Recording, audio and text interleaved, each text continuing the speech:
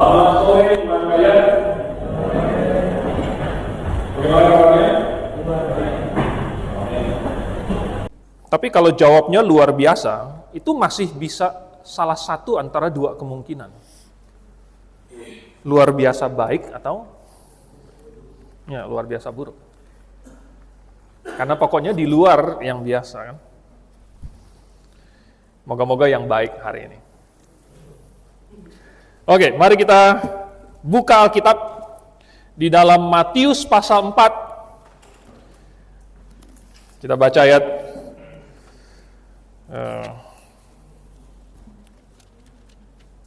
Matius pasal 4 ayat 18 dan 19. Kalau sudah dapat, kita akan baca bersama-sama Matius 4 ayat 18 dan 19. Siap? 1, 2, 3. Dan ketika Yesus sedang berjalan menyusur danau Galilea, ia melihat dua orang bersaudara, yaitu Simon yang disebut Petrus dan Andreas saudaranya. Mereka sedang menebarkan jala di danau, sebab mereka penjala ikan. Yesus berkata kepada mereka, "Mari, ikutlah aku, dan kamu akan kujadikan penjala manusia." Lagi di dalam Kisah Para Rasul pasal yang ketiga.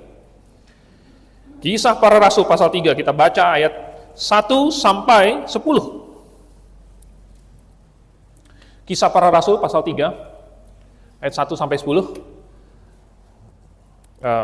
Kali ini silih berganti. Saya duluan ayat 1, jemaat ayat 2, satu ayat bergantian sampai 10. Oke, kalau sudah dapat saya akan mulai. Pada suatu hari menjelang waktu sembahyang, yaitu pukul 3 petang, naiklah Petrus dan Yohanes ke bait Allah. Di situ ada seorang laki-laki yang lumpuh sejak lahirnya, sehingga ia harus digusur.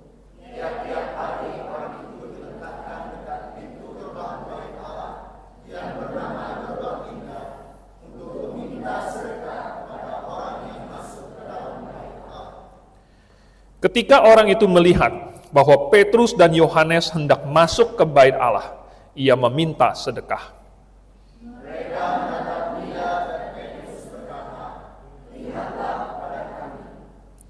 Lalu orang itu menatap mereka dengan harapan akan mendapat sesuatu dari mereka.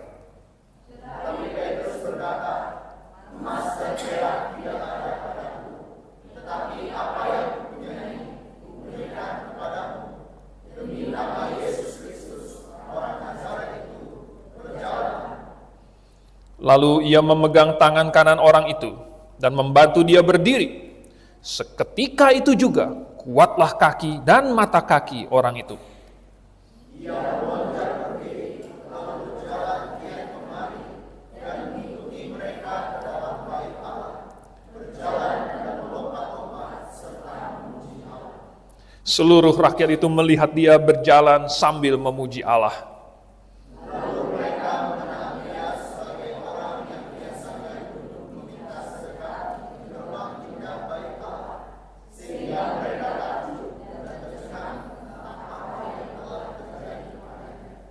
Bapa di surga, kami sungguh mengucap syukur karena Engkau mengasihi kami dan telah memanggil kami sesuai dengan kasih karunia-Mu, sesuai dengan pengetahuan-Mu, pra-pengetahuan-Mu bahwa kami akan beriman, bertobat, dan Engkau memberikan kami kesempatan.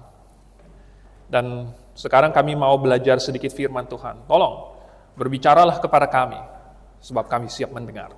Dalam nama Tuhan Yesus kami berdoa. Amin. Bapak Ibu Saudara sekalian, waktu Tuhan memanggil Petrus, dia bilang, "Mari ikutlah aku dan kamu akan kujadikan penjala manusia." Maksud Tuhan Yesus pada waktu itu figuratif.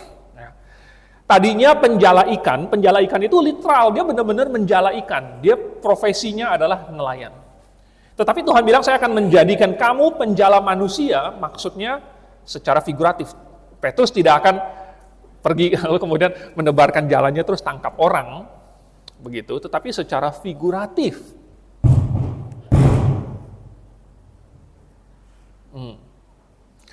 Dan waktu Tuhan Yesus panggil Petrus, Petrus langsung meninggalkan segala sesuatu. Lalu kemudian training beberapa tahun, lalu sesudah Tuhan Yesus naik ke surga, langsung praktek lapangan. Ya. Nah, saya percaya bahwa panggilan Tuhan Yesus itu bukan hanya untuk Petrus, tetapi relevan untuk kita juga hari ini. Dan walaupun Petrus sudah sekian 2000 tahun yang lalu, tetapi Tuhan masih mencari orang dan memanggil orang untuk dijadikan penjala manusia. Nah, sekarang mari kita lihat kenapa kita masih dipanggil menjadi penjala manusia hari ini. Ada 3 alasan. Kali ini saya mengambil formula yang biasanya Gembala Stephen pakai. Ada 3 apa gitu ya, 3. Biasanya pakai huruf depan atau kata depannya gitu. Ada 3 adanya. Jadi ada 3 ada. Yang pertama intinya, ada kebutuhan. Kebutuhan yang jelas kelihatan di sini adalah orang lumpuh ini. Ya, dia punya kebutuhan jasmaniah. Lumpuh, jelas kelihatan. Dia tidak bisa jalan, tidak bisa kerja. Ya. Dia harus meminta-minta. Dia punya kebutuhan. Itu yang jelas kelihatan. Tetapi yang tidak jelas kelihatan, tetapi yang lebih penting adalah kebutuhan rohaniah. Kebutuhan rohaniah itu, kalau dibandingkan dengan kebutuhan jasmaniah, sebenarnya tidak ada bandingannya. Coba kita bandingkan kebutuhan jasmani. Katakanlah orang lumpuh ini, dia palingan tidak bisa apa? Dia tidak bisa kerja, oke, dia tidak bisa mencari penghidupan, oke, dia tidak bisa jalan ke sana kemari, dia tidak bisa melakukan apa yang ia inginkan. Dia seperti terpenjara, kakinya terpasung, tentu tidak ada pasung dan tidak ada penjara. Tetapi kelumpuhan dia telah membatasi dia, telah mengurung dia, sehingga dia tidak bebas. Intinya begitu. Katakanlah dia menderita sekian puluh tahun. Ya. Mungkin dia sudah dewasa, mungkin sudah mulai agak tua, mungkin sudah paruh baya. Tetapi kalau kita bandingkan dengan kebutuhan jasmani, kebutuhan rohani, ini bedanya jauh sekali. Ya. Kalau dia, sekalipun dia kaya raya, sekalipun dia punya seluruh dunia, tapi kalau mati masuk neraka, itu ruginya tidak bisa dihitung. Seandainya dia miskin, seandainya dia menderita, katakanlah dia menderita puluhan tahun, seumur hidupnya, palingan sampai berapa tahun.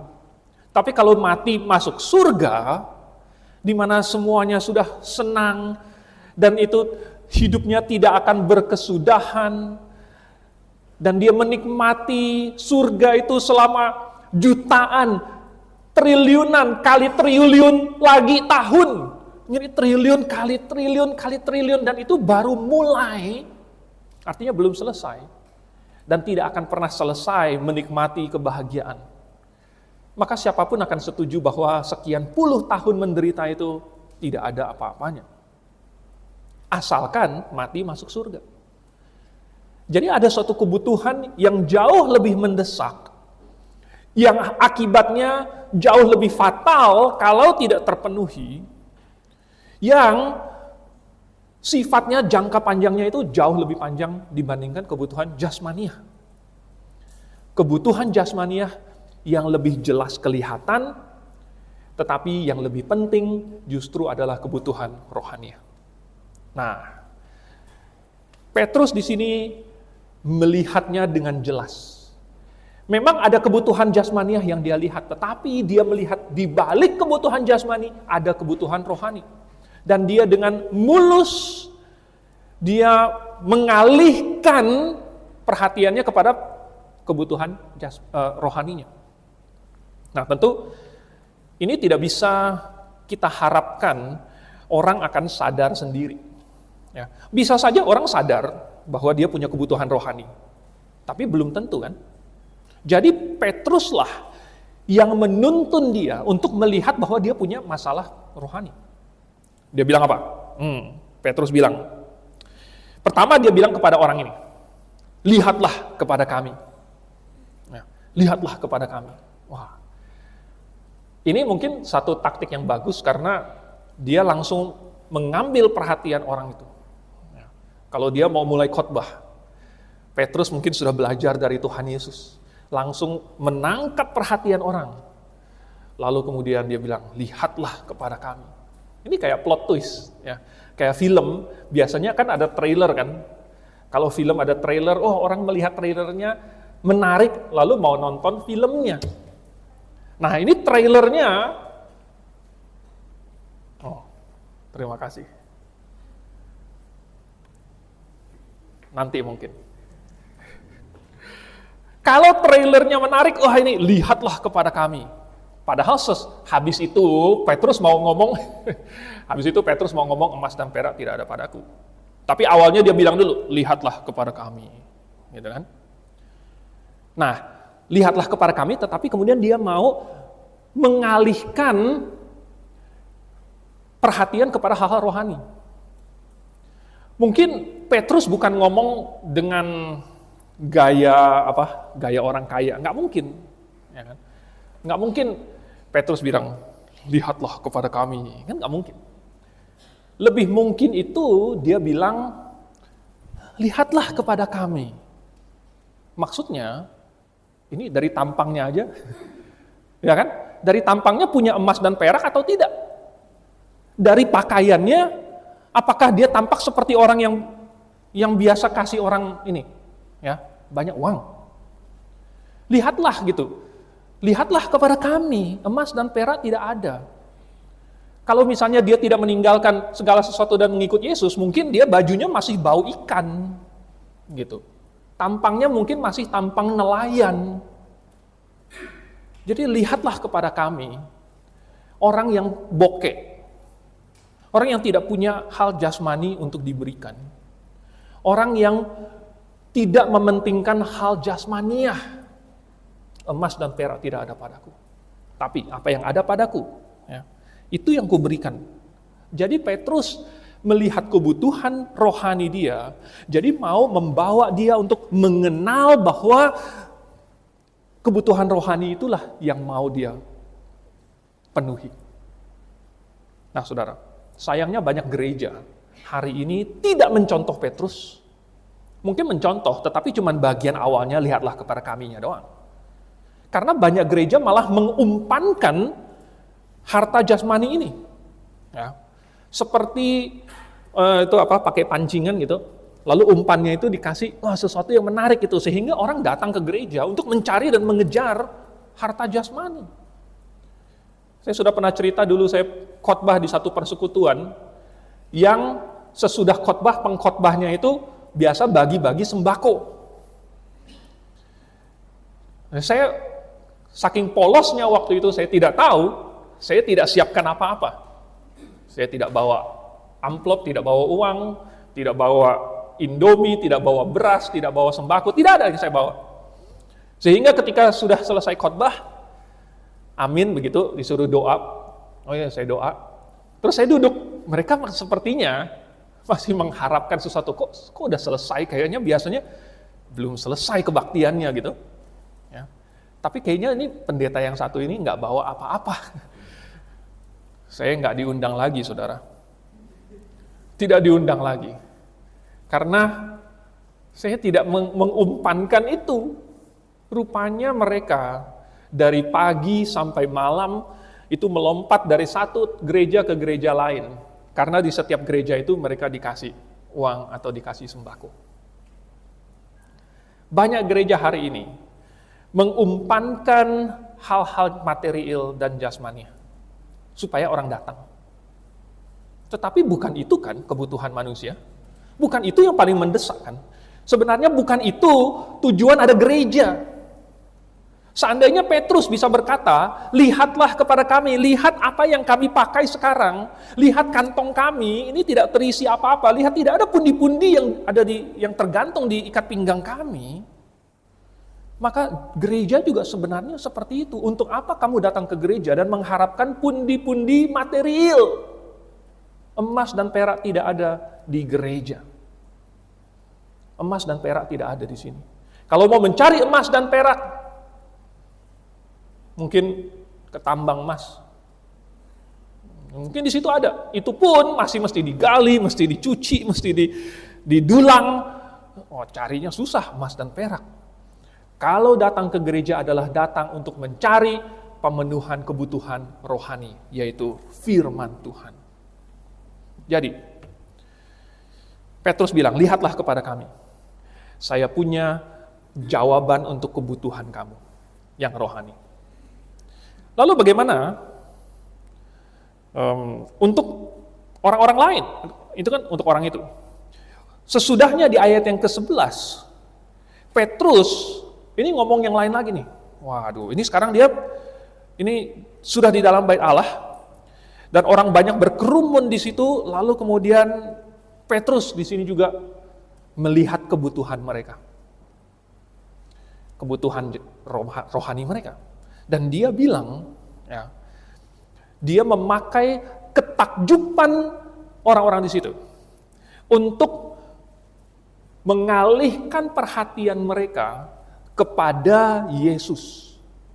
Penyaliban Yesus yang barusan terjadi puluhan hari yang lalu. Ya, sekitar 50 hari yang lalu. Mengarahkan mereka kepada keputusan mereka menyalibkan Yesus dengan salah. Mengarahkan mereka kepada konsekuensi dari penyaliban Tuhan Yesus. Mengarahkan mereka kepada peristiwa yang dia saksikan sendiri, yaitu Yesus bangkit dari antara orang mati. Dia menggunakan kesempatan itu untuk mengalihkan perhatian mereka kepada hal-hal yang rohani. Padahal tadinya perhatian orang banyak itu kepada yang jasmani. Lihat ini orang lumpuh tiba-tiba sudah berjalan. Itu jasmania. Tapi Petrus mengarahkan perhatian mereka. Di bait Allah ini, perhatian kita bukan untuk hal jasmani. Di bait Allah perhatian kita adalah untuk mencari Tuhan. Dan Yesus adalah Tuhan. Jadi luar biasa kita melihat bagaimana Petrus melihat kebutuhan mereka. Lalu bagaimana dengan orang percaya?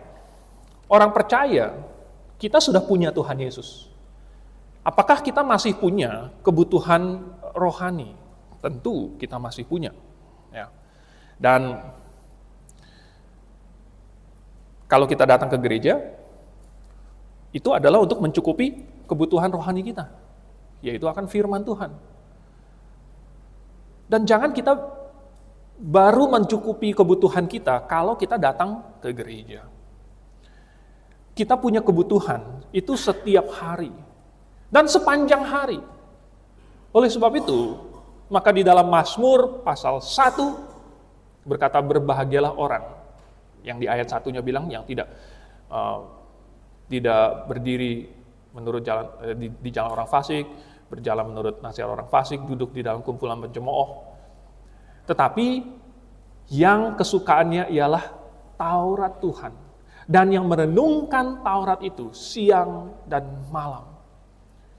Dan itu adalah bagaikan orang yang tertanam di tepi aliran sungai, yang terpenuhi kebutuhan airnya, kebutuhan nutrisi unsur haranya, kebutuhan mataharinya, sehingga dia menjadi berbuah lebat dan selalu berbuah pada musimnya. Kebutuhan rohani kita pun kita puaskan dengan makanan rohani kita, yaitu firman Tuhan. Adakah kita membaca Alkitab kita setiap hari? Adakah kita merenungkannya? Dan jangan hanya asal lewat saja, tetapi sungguh-sungguh mencari. Ketika kita membaca satu perikop, mungkin tidak harus panjang, tetapi satu perikop yang kita dapatkan ada suatu kebenaran di dalamnya. Itulah makanan rohani kita. Tuhan Yesus pernah, pada waktu murid-muridnya dan Tuhan Yesus lewat Samaria. Kebetulan waktu itu siang hari dan mereka tidak punya makanan. Dan Tuhan Yesus duduk di tepi sumur, sedangkan murid-muridnya pergi membeli makanan.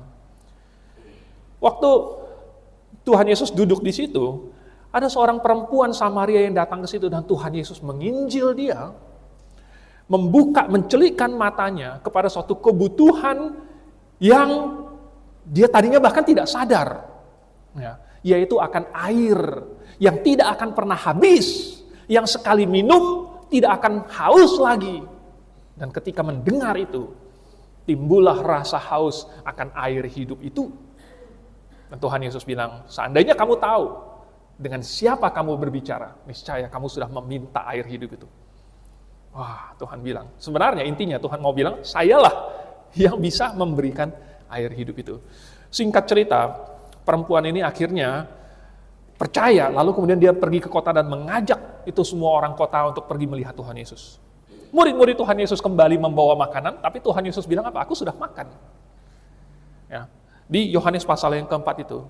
Dan Tuhan Yesus bilang, di ayat yang ke-34, makananku ialah melakukan kehendak Bapa-Ku yang di surga. Itu makanan rohani kita. Kalau kita sehari-hari, sepanjang hari dari Senin sampai Sabtu plus Minggu, melakukan apa yang kita inginkan, mengurus urusan-urusan kita, merencanakan urusan kita, maka kita bukan melakukan kehendak Bapa. Maka kita tidak memberikan jiwa kita, roh kita, makanan rohani. Yang memberikan jiwa kita makanan rohani adalah kalau kita melakukan kehendak Bapa.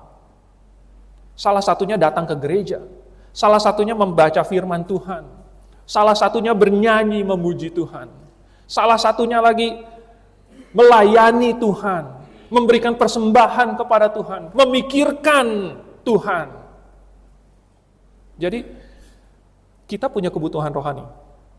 Tetapi apakah kita menyadarinya dan kita memenuhinya dengan firman Tuhan? Yang kedua, tadi pertama ada kebutuhan. Nomor dua ada kesempatan. Oh, kesempatan. Ya. Dalam peralihan profesi, dari penjala ikan menjadi penjala manusia, harus ada satu peralihan mindsetting.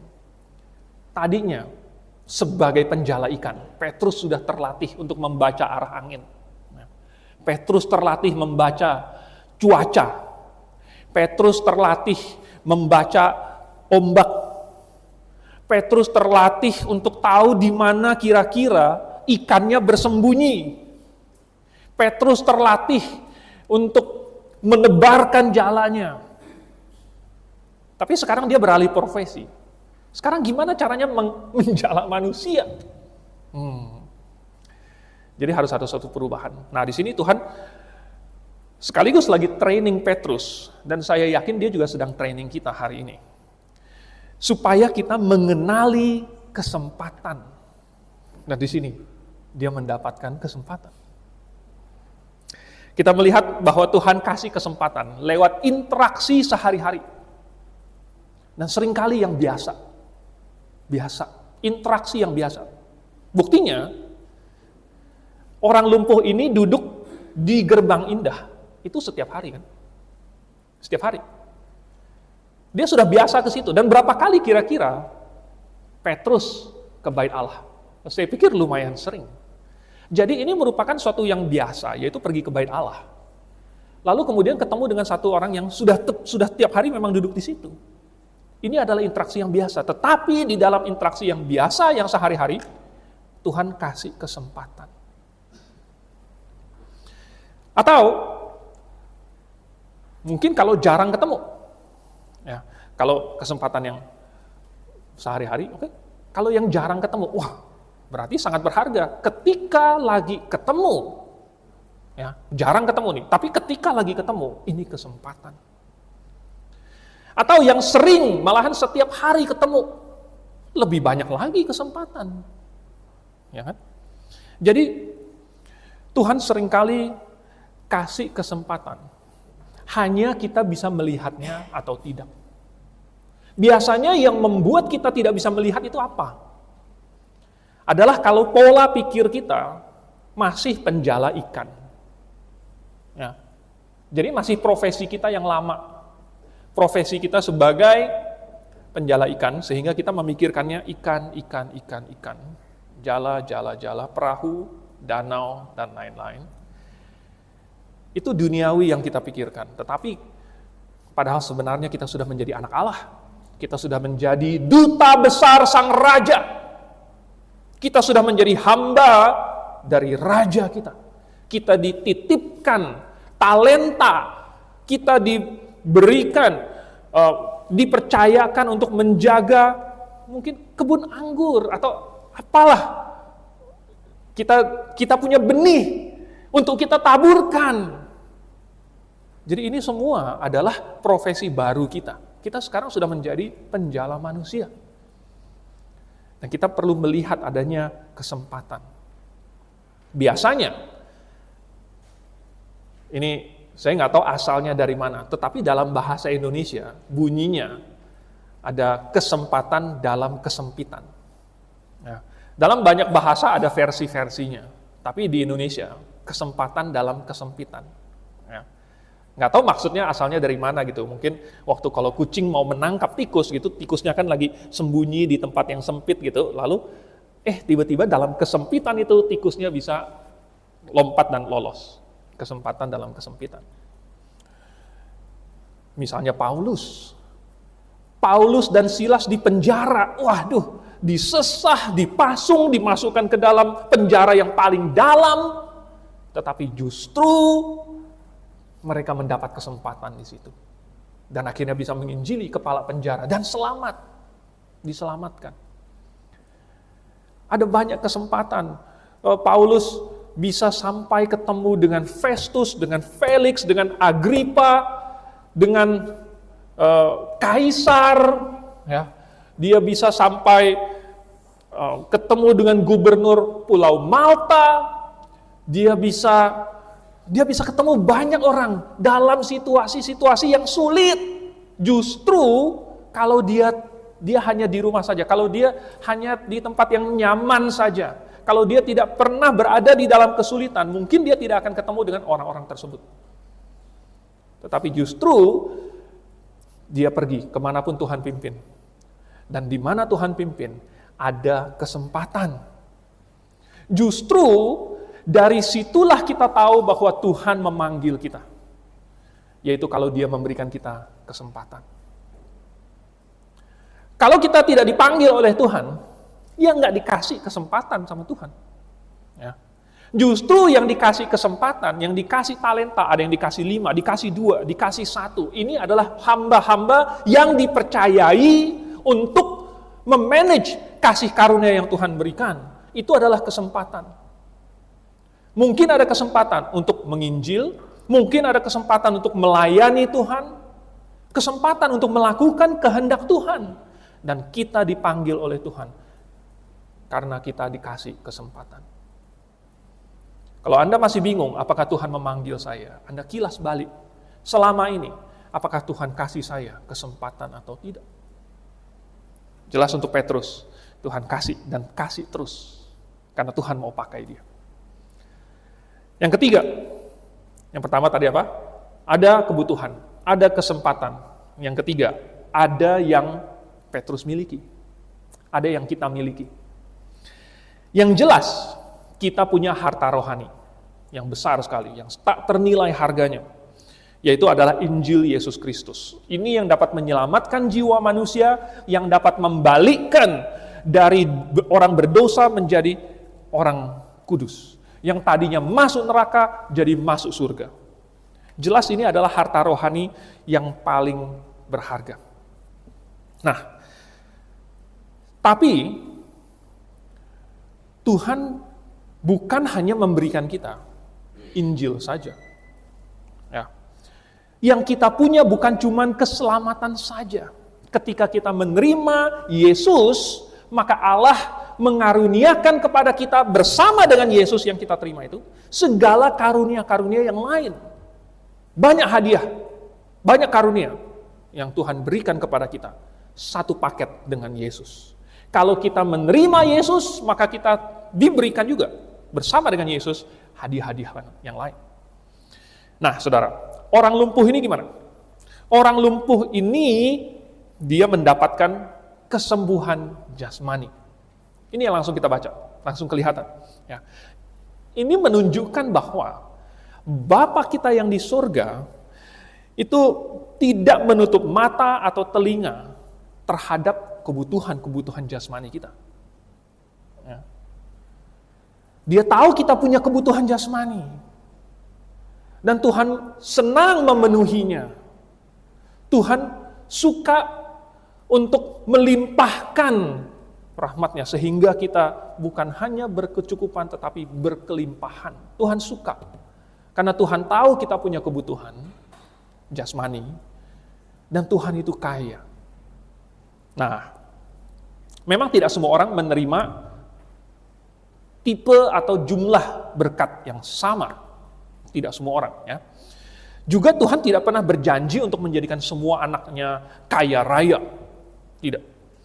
Tapi Tuhan dapat menilai apa yang tiap-tiap orang butuhkan. Apa yang menjadi kebutuhan kita. Lalu Tuhan bisa mensuplainya dengan cara yang tidak bisa kita bayangkan. Jadi yang di luar imajinasi kita, bahkan di luar rencana kita, Tuhan bisa penuhi itu. Dengan cara yang lebih baik daripada yang kita tahu. Sebab jalannya Tuhan jauh lebih baik daripada jalan kita. Tentu kalian pernah mendengar cerita yang Pak Suhento ceritakan dulu waktu Grafe masih muda, masih 1 tahun. Ketika kita masih pindah-pindah dari satu tempat ke tempat yang lain, di mana satu tempat bilang, oh ini sudah nggak bisa dipakai lagi, kita pindah lagi. Pernah kita pindah ke satu ruko di dekat pom bensin yang dekat Sunter Mall itu, kita pernah pindah ke situ, ada satu ruko. Dan kita sempat beberapa bulan di situ. Seluruh jemaat sudah merasa senang. Waduh, ini kalau kita bisa mendapat ruko semacam ini, Tuhan ini sudah bagus sekali. Tuhan tolong kasih kami ruko ini. Karena ruko itu sebenarnya dijual, untuk dijual. Tetapi kita boleh pakai sebelum itu terjual. Nah, kita berdoa supaya minimal jangan terjual dulu, biar kita bisa pakai terus, kan gitu kan. Dan seandainya pun suatu saat terjual, Tuhan biarlah supaya kami yang membelinya, supaya kami yang mendapatkan ruko itu. Tanpa kita sadari bahwa Tuhan sudah menyiapkan yang lebih bagus daripada ruko kecil itu, ya, yang cuma 4 kali 9 begitu, atau 3 kali 9. Karena Tuhan punya bayangan yang lebih indah, lebih cakep. Kita sangat terbatas oleh imajinasi kita. Dan terbatas oleh rencana-rencana manusiawi, sehingga kita tidak bisa melihatnya. Jadi, Tuhan memberkati kita secara jasmaniah. Bukan hanya mempertimbangkan yang kita butuhkan, tetapi jangka pendeknya, jangka menengahnya, jangka panjangnya, semua Tuhan perhitungkan. Tuhan memberikan yang terbaik buat kita. Lalu, selain itu, ya, kebutuhan jasmani, kita baca juga bahwa orang ini katanya ia melonjak berdiri, lalu berjalan kian kemari dan mengikuti mereka ke bait Allah, berjalan dan melompat-lompat serta memuji Allah. Dari sini kita tahu bahwa ada hadiah dari Tuhan berupa sukacita. Sukacita, dia memuji Tuhan. Dia merasa bahwa dunia ini indah. Bahwa Tuhan begitu luar biasa. Dia penuh dengan sukacita. Mungkin ada yang berkata, ya jelas dong, dia barusan disembuhkan, tadinya lumpuh, tiba-tiba sembuh, ya pasti dia bersukacita. Kalau saya ya dapat mujizat begini, saya juga bersukacita. Tapi coba kalau kita renung-renungkan, ini orang yang lumpuh lebih dari separuh hidupnya, itu saja bisa bersukacita. Kita yang tidak lumpuh, yang dari lahir sehat, ya, apa enggak lebih bersukacita? Orang yang lumpuh ini sekian puluh tahun tidak Tuhan berikan kemampuan berjalan. Kita yang sudah sekian puluh tahun dikasih Tuhan kemampuan berjalan. Tidakkah lebih bersukacita dibandingkan orang lumpuh ini. Tentu, kalau kita bersyukur kepada Tuhan, maka kita akan bersukacita. Nah, saudara,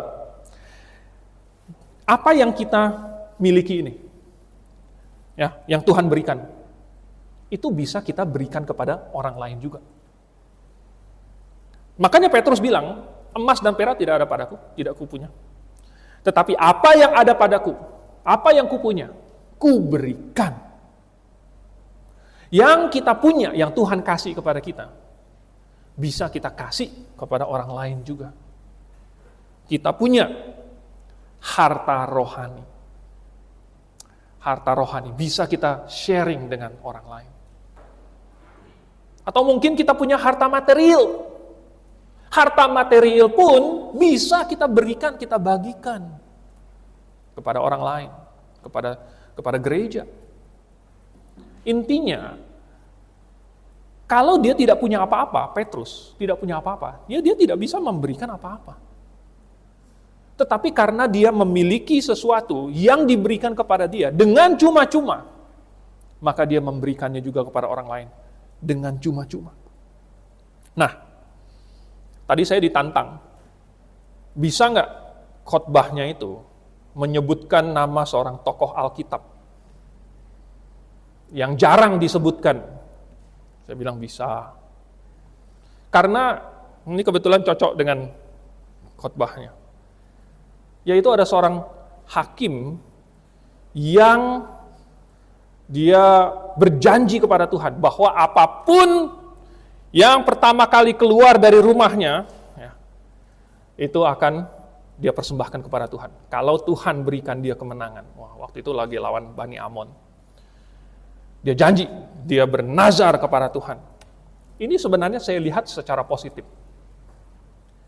Oh, namanya Yefta. Ya, nama hakimnya ini Yefta.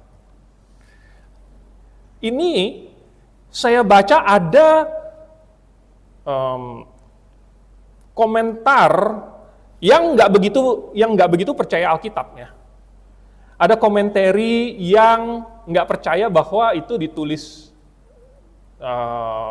bahwa Musa yang menulis kitab-kitab Pentatukh dan lain sebagainya. Dia komentar bahwa ini merupakan janji politik yang sifatnya ambigu. Jadi dia mau mempersembahkan sesuatu kepada Tuhan, tetapi dia nggak mau bilang, dan masih bisa apa saja, ya, tergantung dari situasi. Ya, kalau kita lihat secara negatif bisa saja. Ya. Dia nggak tahu dia mau kasih apa sama Tuhan. Pokoknya dia janji, pokoknya saya akan kasih sesuatu kepada Tuhan. Tapi saya melihatnya berbeda. Saya melihat iman dari Yefta.